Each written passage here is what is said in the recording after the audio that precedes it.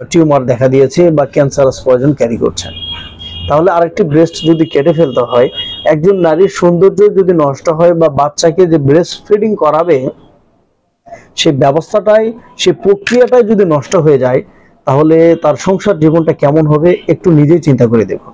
স্তন টিউমার কি এবং কেন হয়, এ থেকে মুক্তি পাওয়ার জন্য স্থায়ীভাবে বিনা অপারেশনে কি চিকিৎসা রয়েছে, আজকে তা নিয়ে আলোচনা করব। প্রিয় দর্শক, আমি ডাক্তার আল মাহমুদ, খিদমা হোমিও হলের পক্ষ থেকে আজকের এই স্বাস্থ্য পরামর্শমূলক ভিডিওতে আপনাকে স্বাগত জানাচ্ছি।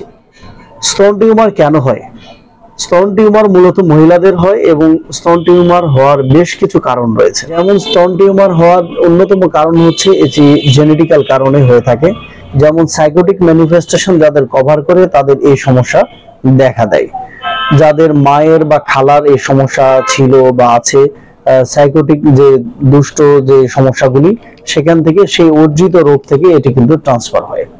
অথবা বাচ্চাকে দুধ পান করানো অবস্থায় বাচ্চা যদি দুধ পান করা ছেড়ে দেয় বা প্রচুর পরিমাণে মিল্ক যদি দুধ যদি আসে, সেটি যদি সেই পরিমাণ যদি বাচ্চা খেতে না পারে, তখন দুধ জমে এটি কিন্তু টিউমারে আকার ধারণ করতে পারে।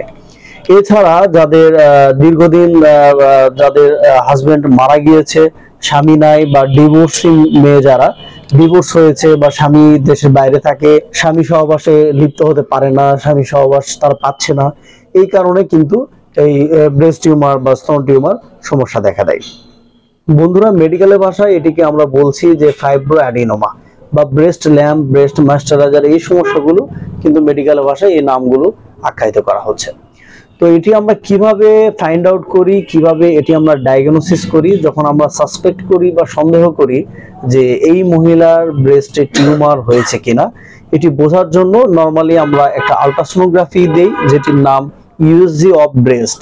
ইউএসজি অফ ব্রেস্ট অর্থাৎ আলট্রাসোনোগ্রাফি ব্রেস্টের স্তনের, যেটি আলট্রাসোনোগ্রাফি করার মাধ্যমে জানা যায় যে তার এই ব্রেস্ট টিউমার হয়েছে কিনা, ব্রেস্ট ল্যাম্প হয়েছে কিনা, বা তার ফাইব্রো অ্যাডিনোমা হয়েছে কিনা, এই সমস্যাগুলি কিন্তু ধরা পড়ে। আর এছাড়া যদি সেখানে সাসপেক্ট করা হয় যে ক্যান্সারাস কোনো পয়জন আছে কিনা, সেই ক্ষেত্রে তখন এফএনএসি করা হয়। FNAC meanings fine needle aspiration cytology. এটি করার মাধ্যমে জানা যায় যে ক্যান্সারাস কোনো পয়জন আছে কিনা।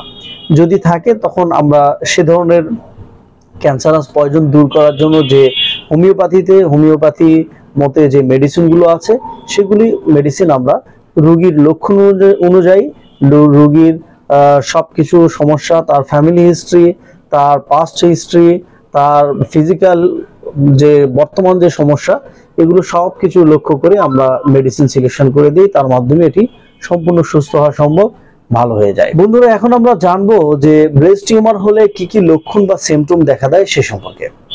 ব্রেস্ট টিউমার হলে ব্রেস্টে প্রচন্ড ব্যথা করতে পারে এবং এই ব্যথা পিঠ পর্যন্ত চলে আসে, কোমর পর্যন্ত চলে আসে। ব্রেস্ট টিউমার হলে বাচ্চা ওই ব্রেস্টে মুখ দিতে চায় না, ওই ব্রেস্টে ব্রেস্ট ফিডিং হয় না, বাচ্চা দুধ খায় না। এছাড়া ব্রেস্ট টিউমার হলে তাদের স্বামীর সহবাসে সমস্যার সৃষ্টি হয়।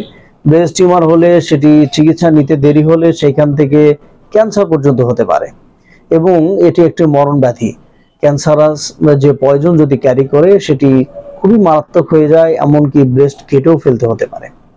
আর ব্রেস্ট যখন কেটে ফেলা হয়, তখন দাম্পত্য জীবনে একটি কলহ সৃষ্টি হয়। এরকম অসংখ্য রোগী আমাদের চেম্বারে এসে কমপ্লেন করে যে তারা একটি অপারেশন করেছে, অপারেশন করে একটি ব্রেস্ট কেটে ফেলেছে, এরপরে আবার আরেকটি ব্রেস্টে তার টিউমার দেখা দিয়েছে বা ক্যান্সারাস পয়জন ক্যারি করছেন। তাহলে আরেকটি ব্রেস্ট যদি কেটে ফেলতে হয়, একজন নারীর সৌন্দর্য যদি নষ্ট হয় বা বাচ্চাকে যে ব্রেস্ট ফিডিং করাবে সেই ব্যবস্থাটাই, সেই প্রক্রিয়াটাই যদি নষ্ট হয়ে যায়, তাহলে তার সংসার জীবনটা কেমন হবে একটু নিজেই চিন্তা করে দেখুন। সুতরাং প্রিয় বন্ধুরা, ব্রেস্ট টিউমার বা স্তনে এই ল্যাম্প দেখা দিলে আপনি অপারেশনে আগেই দৌড়াদৌড়ির কোনো দরকার নাই, অপারেশন করার জন্য আগেই ব্যস্ত হওয়ার কোনো কারণ নেই।